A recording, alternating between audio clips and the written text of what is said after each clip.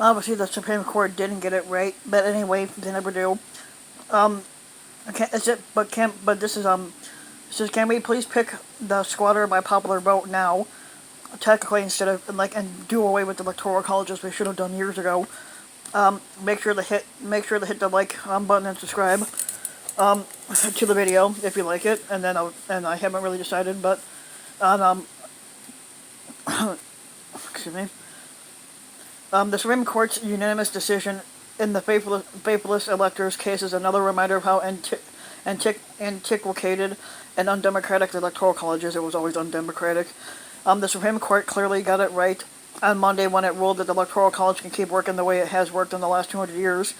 The justices did not address the much bigger problem, which is the existence of the electoral college itself.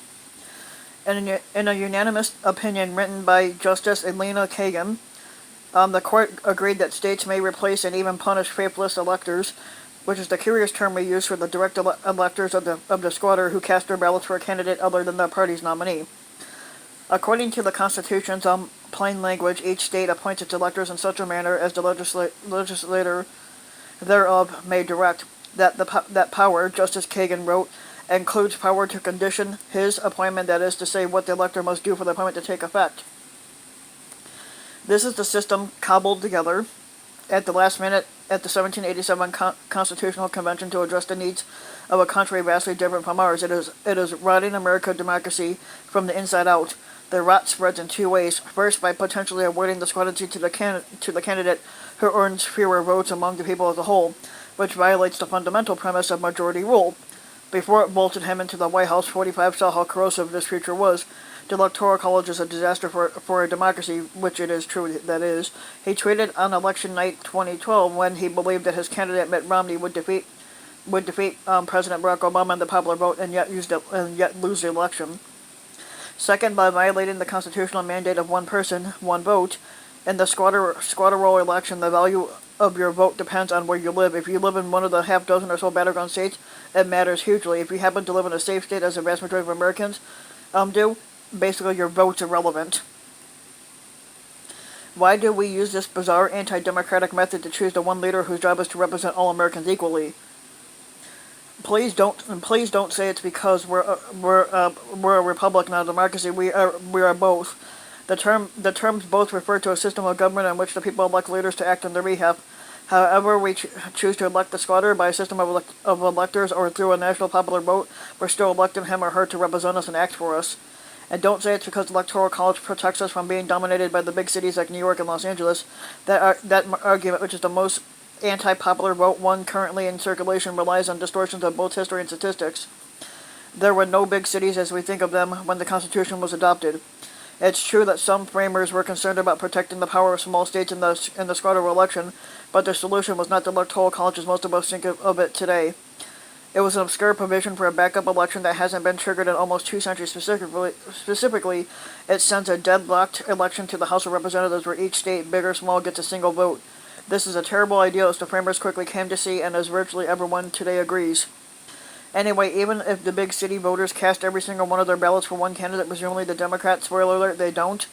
The nation's 100 biggest cities hold just under 20% of Americans. That's roughly the same as the number who live in rural areas, and not nearly enough to dictate who becomes squatter. If it were, how did George W. Bush cruise to a national popular vote win and for a second term in 2004? A more historically accurate explanation for the Electoral College is that some of the Constitution's framers were worried that most voters who rarely ventured far from home and had no easy way of getting information quickly couldn't know enough about national candidates to make an informed decision. That's one reason the framers settled on a system of electors, men who would be, in the words of Alexander Hamilton, most capable of analyzing the qualities adapted to that station and acting under circumstances favorable to deliberation. That passage, which appears not in the Constitution but in the Federalist Papers number 68, has long evoked for many Americans a romantic ideal. A Mr. Smith goes to Washington assertion of independent conscience and impassioned citizenship. It was the inspiration behind the formation of the Hamilton electors, a group of democratic electors in 2016 who tried desperately to keep 45 out of the White House by appealing to the patriotism of their repugnant counterparts in the hope that enough would join together to cast their ballots for someone else. The problem is that the Electoral College has never worked as Alexander Hamilton claimed it would. National political parties developed within a few years of the Constitution's ratification, and electors quickly joined one team or the other. By the middle of the 19th century, the existence of partisan electors was so established as it is to be taken for granted.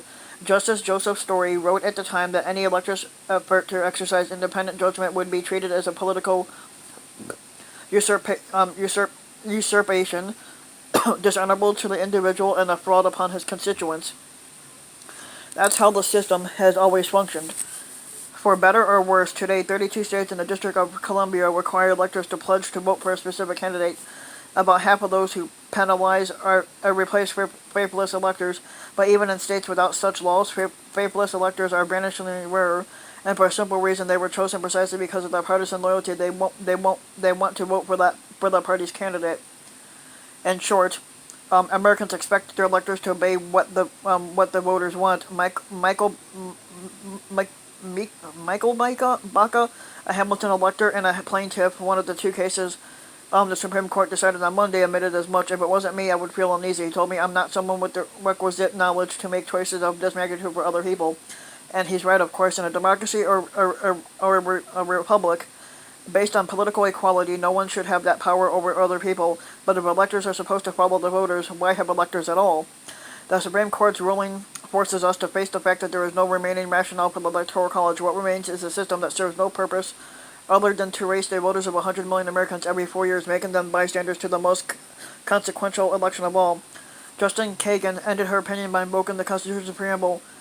Here, we the people rule, except that we don't always. And more articulate information would be, we the people of the battleground states rule, and that, alas, is a problem that the Supreme Court can't solve.